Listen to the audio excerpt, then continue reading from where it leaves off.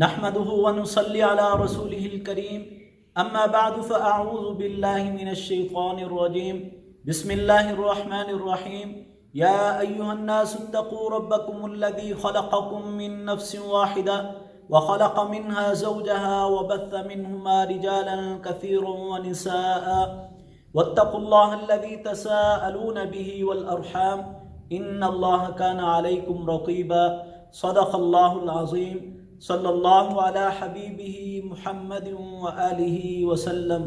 انتہائی واجب الاحترام معزز سامعین و ناظرین، میرے پیارے بھائیوں، اس وقت ملک پاکستان میں ٹرانسجینڈر بل ایکٹ کے حوالے سے تمام مسلمان انتہائی غم و غصہ میں مبتلا ہیں، انتہائی پریشانی کا شکار ہیں۔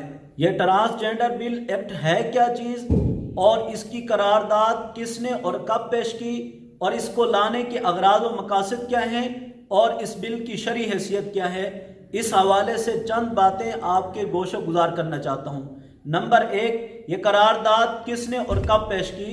سب سے پہلے 2018 میں پاکستان تحریک انصاف کی رہنما خاتون شیریں مزاری نے یہ قرارداد سینٹ سے پاس کرائی، اور اب یہ ملک میں قانونی حیثیت اختیار کر چکی ہے۔ ٹرانسجینڈر بل ایکٹ ہے کیا چیز؟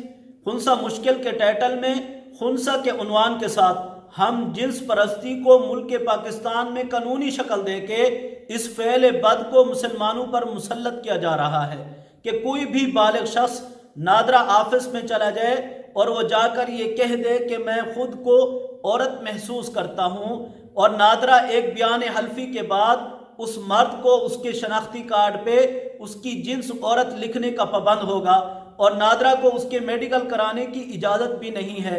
اسی طرح کوئی بھی بالغ عورت نادرا آفس میں جا کر یہ کہہ دے کہ میں خود کو مرد محسوس کرتا ہوں، تو نادرا آفس ایک بیان حلفی کے بعد اس عورت کو اس کے شناختی کارڈ پہ اس کی جنس مرد لکھنے کا پابند ہوگا، اور میڈیکل رپورٹ کرانے کی نادرا کو اجازت نہیں ہے۔ تو یوں اس ملک کے پاکستان میں ٹرانسجینڈر ایکٹ بل کے حوالے سے کوئی بھی مرد اپنی جنس تبدیل کر کے اپنے آپ کو قانونی طور پہ عورت لکھوا سکتا ہے، کوئی بھی عورت اپنی جنس تبدیل کر کے قانونی طور پہ اپنے آپ کو مرد لکھوا سکتا ہے۔ اب اس قانونی ہیر پھیر کے ساتھ ہے تو وہ عورت، لیکن جب اس کے شناختی کارڈ پہ مرد لکھا ہے تو وہ عورت کے ساتھ عورت نکاح کرے گی۔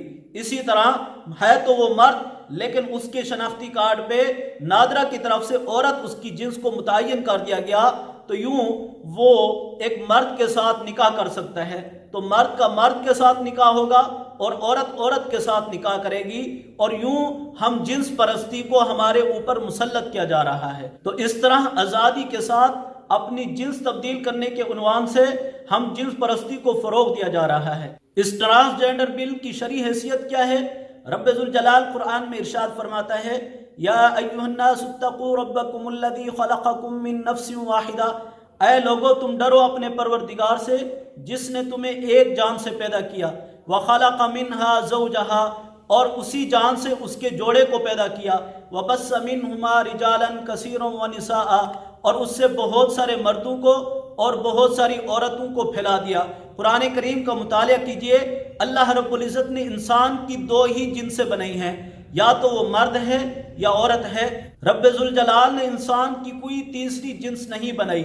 پورے قرآن کریم کا مطالعہ کر لیجئے، پوری ذخیرہ احادیث کی ورکردانی کر لیجئے، آپ کو انسان کی دو ہی جنسیں ملیں گی، یا وہ مرد ہے یا وہ عورت ہے۔ باقی رہا خنثی کا مسئلہ، یہ مرد اور عورت میں سے معذور شخص ہے، یا تو وہ مرد کے زمرے میں آتا ہے یا معذور عورت کے زمرے میں آتا ہے۔ خنثی کوئی الگ جنس نہیں ہے، جس طرح پیدائشی نابینا وہ ایک معذور ہے، الگ جنس نہیں۔